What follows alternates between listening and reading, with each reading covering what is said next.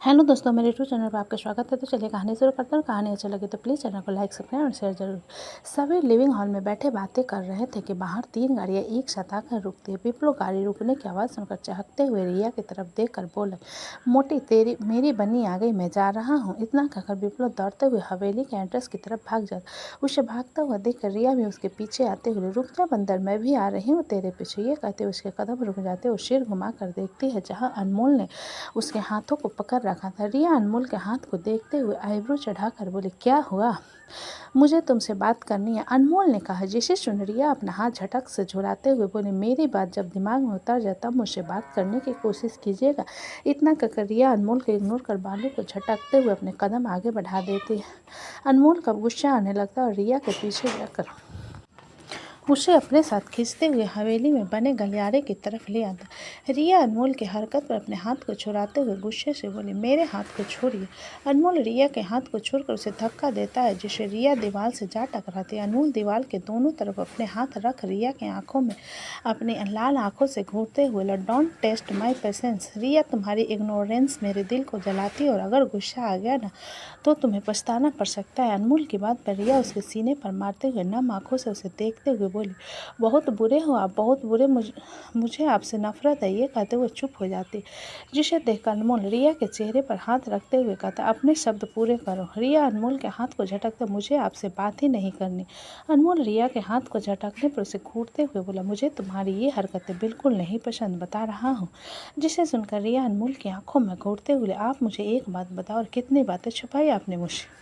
अनमोल अपना सिर नहीं में हिलाते हुए, मैंने तुमसे कुछ नहीं छुपाया है, मैं कानून का रखवाला और ये जो शांति बिखरी हुई होती है हम जैसे लोगों के कारण, वरना जगह दंगे फसाद होते हैं। रिया अपने सिर नहीं में हिलाते हुए बोली, मुझे नहीं सुनना आपने क्या किया है क्या नहीं किया है, मुझे बस एक सिंपल ज़िंदगी जीनी है। अनमोल रिया के चेहरे को सहलाते हुए बोला, रिया मैं कह रहा हूँ तुमसे, मुझे सिर्फ 1 महीने का वक्त दो, मैं सब कुछ ख़त्म कर दूंगा। रिया अनमोल की बात पर उसे देखते हुए बोली, मैं भी तो वही कह रही हूँ, मुझे एक सिंपल ज़िंदगी चाहिए।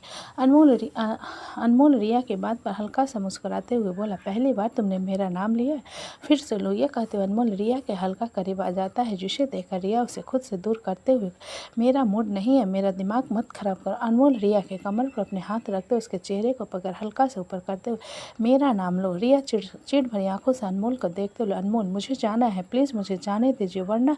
ये कहते हुए रिया की आवाज़ दब जाती है, क्योंकि अनमोल ने उसके होठों पर अपने होठ रख दिए थे। रिया अनमोल के किस करने पर उसके कॉलर को मजबूती से पकड़ लेती है। अनमोल हल्का से रिया के निचले होठों पर बाइट करते हुए उससे दूर होकर कहता है, गुस्सा छोड़ो प्लीज़। रिया नम आंखों से अनमोल की तरफ देखते हुए, एक शर्त पर, अगर आपने मुझसे झूठ बोला तो मैं आपको छोड़ दूंगी, पक्का छोड़ दूंगी। भूल जाऊंगी कि हमारा रिश्ता क्या था। मैंने अपनी माँ को खो दिया अनमोल, मैं आपको नहीं खोना चाहती, मैं मर जाऊँगी, मैं मर जाऊँगी। ये कहते हुए रिया रोना शुरू कर देती है। अनमोल रिया को कसकर अपने सीने से लगा लेता है तो रिया उसके सीने से लगे रोने लगती है। कुछ देर तक रोने के बाद रिया अनमोल से दूर होकर बोली, मुझे अच्छा लग रहा है। अब ये कहते हुए रिया अपने आंसू साफ करने लगती है, जिसे देखकर अनमोल उसके सिर पर सहलाते हुए, तुम्हें मेरे सीने में सुकून मिलता है ना? रिया अनमोल के हाथ को हटाकर वहाँ से जाते हुए, मुझे मेरे बापी के पास जाना है। इतना कहकर रिया वहाँ से बाहर की तरफ चली जाती। अनमोल उसे जाता हुआ देख कर बोला, पहले तो इस बापी के बच्चे को साइड हटाना होगा। इतना कहते हुए अनमोल गहरी सांस भरकर अपना फ़ोन निकाल लेता है। इधर विप्लो दौड़ते हुए जब बाहर आता है तो उसके कदम रुक जाते हैं, क्योंकि बाहर शोभित और अदिति के साथ धैर्य और गीतांजलि अथर्व भी वहीं पर थे। गीतांजलि को देखकर विप्लो मन में बोला, ये चुड़ैल यहाँ क्या कर रही है? खैर छोड़ो, मुझे तो बनी पर फोकस करना चाहिए। इतना सोचते हुए विप्लो दौड़ कर जाकर अदिति को अपनी गोद में उठाकर गोल घुमाते हुए बोला, बनी मैं तुम्हें बहुत मिस किया। फिर उसे उतारते हुए, वैसे एक बात बताओ, तुम्हारा कंपटीशन कैसा गया? तुमने पक्का उसे बहुत बुरी तरीके से मारा होगा, जैसे कि मैंने तुम्हें सिखाया है। अदिति विप्लो की बात सुनकर उसकी पीठ पर मुक्का जरते हुए, मुझे चक्कर आ रहे हैं। विप्लो अपने पीठ को सहलाते हुए अदिति के सिर पर मारकर बोला, तू सच में जल्लाद हो गई है। अदिति घूरकर विप्लो की तरफ देखते वहीं विप्लो शोभित के पास आकर उसके ऊपर चढ़ते हुए कहता है, ब्रो मैंने आपको बहुत मिस किया। शोभित विप्लो के चिपकने पर से खुद से दूर करते हुए बोला, तू मुझसे दूर रहा और कोई साल भर से दूर नहीं था, कल सुबह मेरे साथ ही था। जिसे सुनकर विप्लो मुंह बनाते हुए अदिति के पास हाथ को पकड़कर बोला, बनी चल मेरे साथ, तुझे पता है ये हवेली बहुत प्यारी है, सबसे ऊपर वाले माले से पूरा जोधपुर का सीन दिखता है। आदित्य विप्लव के बात पर अपना हाथ छुड़ाते बोले, मुझे अच्छा नहीं लग रहा है। आदित्य के बात पर विप्लव उसे माथे पर हाथ रखते हुए बोला, तबीयत खराब है क्या, या फिर भाई ने तुम्हें डांटा? शोभित विप्लव के बाद सुनकर अपने दांत पीसते हुए बोले, मैं क्यों डांटने लगा? विप्लव शोभित को इग्नोर करके आदित्य से बोला, चलो अंदर चलते हैं। विप्लव के बाद सुनकर आदित्य उसके साथ अंदर चली जाती है और शोभित एक नज़र धैर्य की तरफ देखने के बाद अंदर की तरफ चला जाता है। धैर्य शोभित के साथ साथ अंदर चला आता है। वहीं अथर्व गीतांजलि की तरफ देखते हुए बोला, तुम्हें इतनी एक्साइटमेंट क्यों थी, सिर्फ इस धूल मिट्टी से भरे जगह को देखने की? गीतांजलि अथर्व के बंद पर अपना बैग निकालते हुए जा रहे विप्लव की तरफ इशारा करके, उस परिंदे में मुझे ज़्यादा इंटरेस्ट है। अथर्व गीतांजलि के बाद पर अपनी आंखें छोटी करके बोला, गीता मुझे सारंग्स नहीं पसंद और मैं यहाँ पर सिर्फ इसलिए आया हूँ क्योंकि बड़े पापा ने मुझे फोर्स किया। जिसे सुनकर गीतांजलि गाड़ी की तरफ इशारा करते हुए, तो अब यहाँ से जा सकते हैं, मैं यहाँ पर रह लूँगी। अथर्व घुरकर गीतांजलि की तरफ देखता है, तभी उसकी नज़र ध्रुवी, नित्या और वर्षा पर जाते हैं। अथर्व ध्रुवी वर्षा को इग्नोर करते हुए नित्या को देखने लगता है। गीतांजलि अथर्व को चुप देखकर उसकी नज़रों का पीछा करते हुए नित्या की तरफ देखती है और हल्का सा मुस्कुरा कर कहती है, औकात से बढ़कर सपना आपको देखना पसंद है ब्रो, मुझे नहीं। वैसे वो तितली आप जैसे नीच आदमी के जाल में नहीं फंसेगी, क्योंकि आपके अंदर से वो खुशबू भी नहीं आती जिससे तितली आपके आसपास भी मंड रहा है। इतना कहकर गीतांजलि एक व्यंग भरी मुस्कान के लिए हवेली के अंदर चली जाती। अथर्व गीतांजलि को जाता हुआ देख अपने दांत पीस कर बोला, मेरी बहन है या फिर दुश्मन, नागिन कहीं के। इतना सोचते हुए अथर्व अपना बैग लेकर अंदर की तरफ चला जाता है। इधर आरती सोनाली को सुला रही थी, जो कि खुद भी आरती की गोद में सिर रखे आंखें बंद करे सो रही थी। राघव आरती की तरफ देखकर धीरे से बोला, ओए आरती। राघव की आवाज़ पर सिर घुमाकर उसकी तरफ देखते हुए, जी। राघव दांत पीस कर बोला, जी नहीं, इधर आओ। आरती राघव की बात सुनकर सोनाली की तरफ इशारा करते हुए बोली, सोना सो रही है? राघव आरती की बात पर उसे देखते हुए, मेरे पास आओ ना। आरती राघव की बात पर सोनाली को आराम से बिस्तर पर सुला देती और अपनी साड़ी ठीक करते हुए राघव के सामने आकर कहती है, क्या हुआ? राघव आरती को अपनी तरफ खींचता है तो आरती सीधा उसकी गोद में जा गिरती है और हैरानी से उसकी तरफ देखने लगती है, जिस पर राघव उसे सामने लैपटॉप की तरफ इशारा करता है। आरती राघव के इशारे पर सामने की तरफ देखती है, जहां पर वीडियो कॉल चल रही थी। आरती जल्दी से राघव की गोद से उतर जाती है और अपने दोनों हाथ जोड़ते हुए कहती है, नमस्ते। राघव की मां शालिनी जी आरती की तरफ देखते हुए बोले, अरे गोद में बैठे रहो, तुम ऐसे भी उसकी बच्ची ही हो। शालिनी जी की बात सुनकर राघव उनकी तरफ नाराजगी से देखते हुए बोला, माँ बीबी है, मेरी बच्ची नहीं। हाँ तो क्या हुआ है, तो तुमसे 11 साल छोटे ना, तुम कहाँ 31 साल के बूढ़े, उसे देखो बेचारी 19 साल की लड़की तुम्हारी बच्ची जैसी है। शालिनी जी ने राघव की बात पर कहा, जिसे सुनकर राघव मुँह बनाते हुए बोला, सब आपकी गलती है, सही उम्र में शादी कर देती तो आज 19 साल के बच्चे से शादी करना नहीं होता। आरती राघव की बात पर उसकी तरफ देखते हुए, मैं बच्ची नहीं हूँ, मुझे सारे काम आते हैं। आरती की बात सुनकर शालिनी जी बोले, वही तो, मेरी बहू सर्वगुण संपन्न है, बस तुम्हारा पति किसी काम का नहीं है। ना पूरी ज़िंदगी कोई लड़की पटा पाया और ना ही अब मुझे दादी बना पा रहा है। शालिनी जी की बात सुनकर राघव और आरती दोनों हैरानी से उनकी तरफ देखने लगते। उन दोनों के हैरान देखकर शालिनी जी आँखें चढ़ाते हुए बोली, क्या मैंने कुछ गलत कहा जो तुम दोनों इस तरीके से आँखें फाड़ कर मुझे देख रहे हो? आरती शालिनी जी की बात सुनकर जल्दी से बोली, माँ मुझे सब कुछ करना आता है, मतलब मुझे खाना बनाना आता है, घर का काम करना आता है। शालिनी जी आरती की बात सुनकर राघव को घूरते हुए बोले, तुम कुछ करते हो या फिर कुछ भी नहीं? शालिनी जी राघव की क्लास ले रही थी और आरती भी लैपटॉप के सामने चुपचाप बैठी हुई थी। उन दोनों को चुप देखकर शालिनी जी फिर से बोली, कुछ कहोगे तुम दोनों? राघव शालिनी जी की बात पर जल्दी से बोला, माँ मुझे बॉस बुला रहे हैं, मैं जा रहा हूँ, आप आरती से बात करो। इतना कहकर राघव बिना शालिनी जी की बात सुने वहाँ से दौड़ते हुए निकल जाता है। आरती हैरानी से उसे जाता हुआ देखने के बाद शालिनी जी की तरफ देखने लगी, जिस पर शालिनी जी आंखें चढ़ाते हुए बोले, क्या हुआ?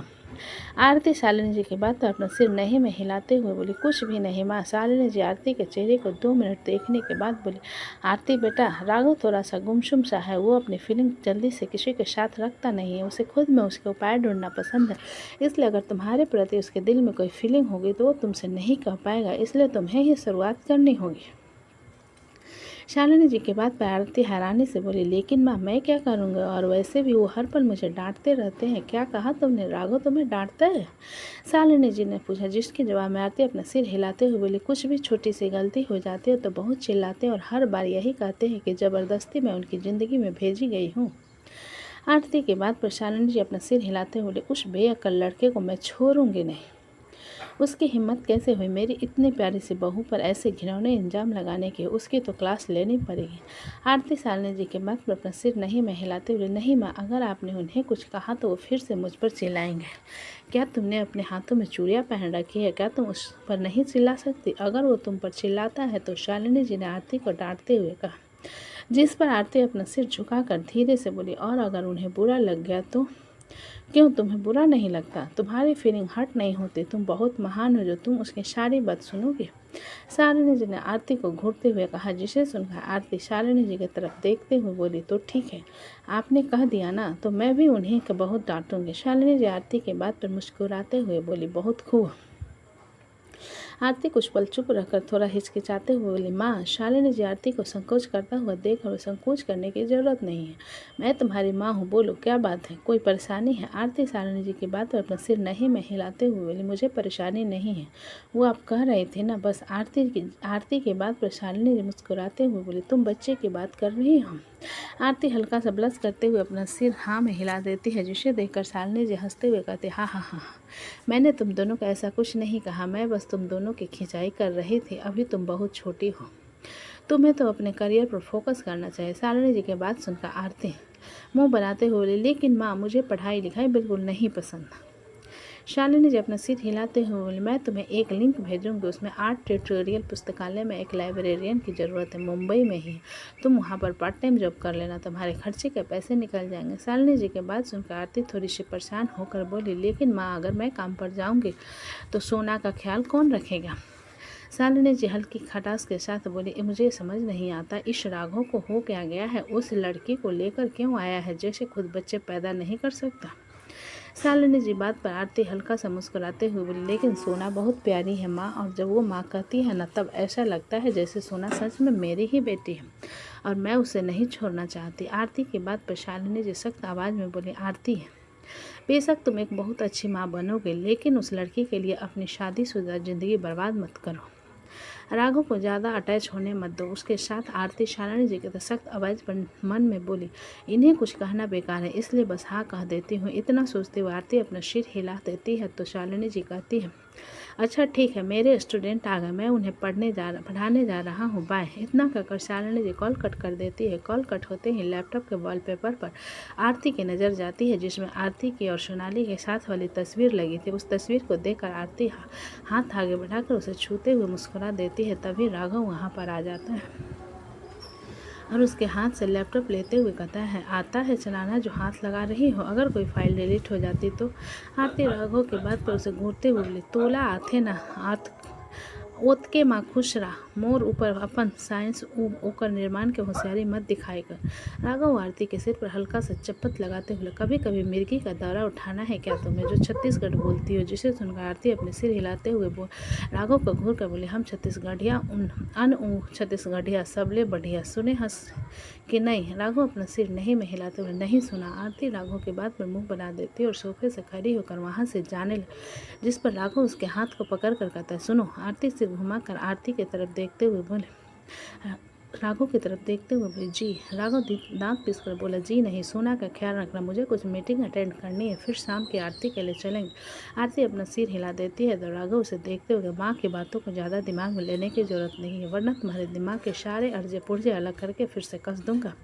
राघव की धमकी को सुनकर आरती जल्दी से अपने हाथ से हिला देती है तो राघव उसके गाल पर हल्का सा किस करके कमरे से बाहर चला जाता है। आरती हैरानी से उसे जाता हुआ देख अपने गाल पर हाथ रखती है। उसे अपने पैर डगमगाते हुए महसूस होते हैं, जिस कारण वो जल्दी से सोफे पर बैठ जाती है। आरती अपने गाल पर हाथ रख खुद से बोली, आखिर इन्हें हो क्या गया है? इतना सोचते हुए आरती अपने ख्याल को झटक देती है और कमरे से बाहर चली जाती है। तो दोस्तों, कहानी कैसे लगी मुझे कमेंट में लिखें। अच्छी लगे तो प्लीज़ चैनल को लाइक करें, सब्सक्राइब करें और ज़्यादा से ज़्यादा शेयर करें। कहानी को पूरा सुनने के लिए धन्यवाद।